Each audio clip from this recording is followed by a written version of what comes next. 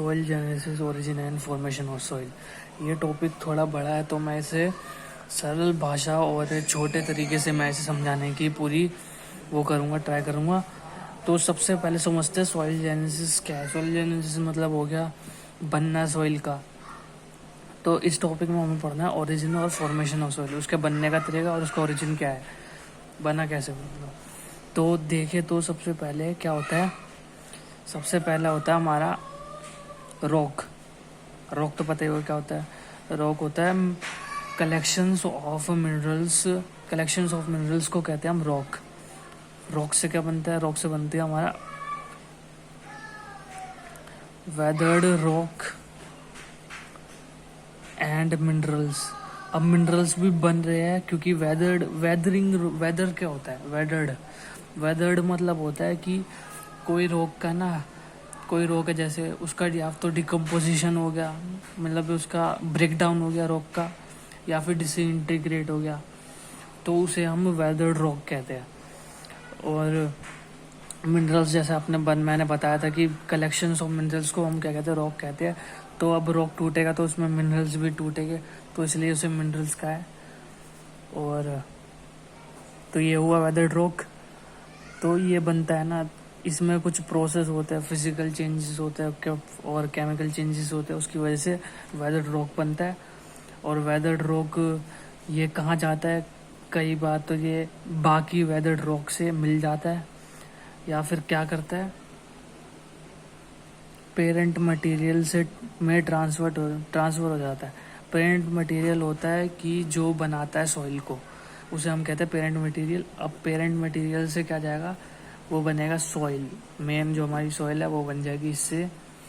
तो अब देखें तो ये हो गया, ठीक है, नॉर्मल ये है। अब मैं इसे दूं तो पहले मिनरल जान लेते हैं। मिनरल क्या होता है, मिनरल का मैंने आपको बता दिया है। मिनरल होता है कलेक्शंस ऑफ मिनरल्स, क्या बनता है, रॉक बनाता है, ठीक है ना। मिनरल्स होता है एक इनऑर्गेनिक बॉडी जो कि नेचुरल प्रोसेस की वजह से बनती है।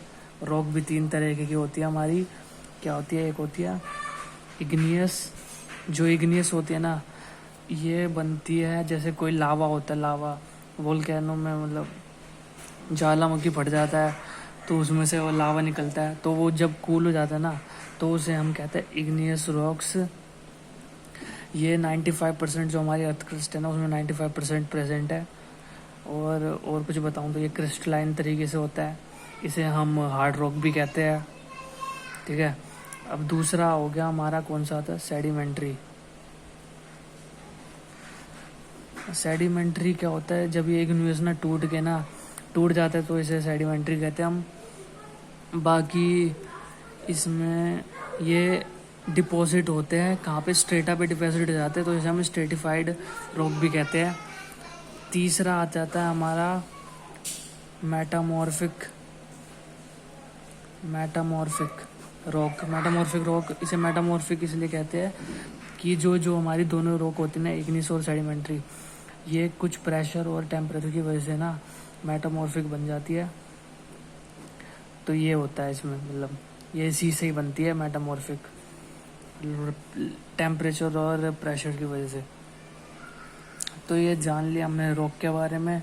अब हम वेदर्ड रॉक क्या होता है। वेदर्ड मैंने बता दिया कि कोई रॉक टूट जाता है तो उसे हम, टूटे हुए फ्रेगमेंट्स को हम वेदर्ड रॉक कहेंगे। अब जाने तो बाकी पेरेंट मटेरियल होता है जो रॉक सॉइल बनाता है। सॉइल सिस्टम होता है जहाँ पे ज़ीरो टाइम ऑफ सॉइल, मतलब ये एक तरीके से कहे क्या, ये बनाता है सॉइल को, हिंदी की भाषा में कहते हो इसे, ये बनाता है सॉइल को। और बाकी इसके बाकी फैक्टर्स होते हैं जो कि ज़्यादा इतने इम्पोर्टेंट नहीं होते हैं, कि जैसे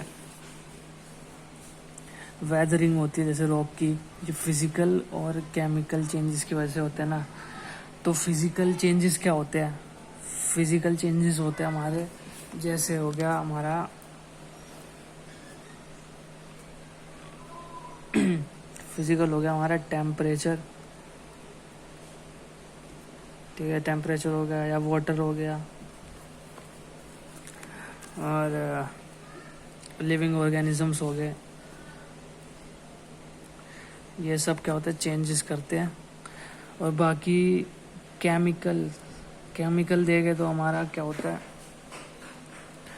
केमिकल में आ गया हमारा जैसे एसिड हो गया या वाटर हो गया, वाटर इसमें भी आ जाएगा। तो ये वाटर भी एक तरीके से केमिकली वो हो गया ना, प्रोडक्ट हो गया। वो क्या करता है, हाइड्रोलिसिस करता है रॉक की। और तीसरा हमारा, और ले लीजिए एग्जांपल जैसे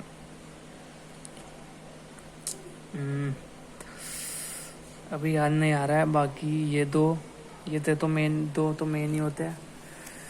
तो बेसिकली यही था इस मतलब टॉपिक पे, soil genesis, origin and formation of soil, ये सब डिटेल्स इसके बारे में मेन यही था, ज़्यादा कुछ इसमें पूछते नहीं है।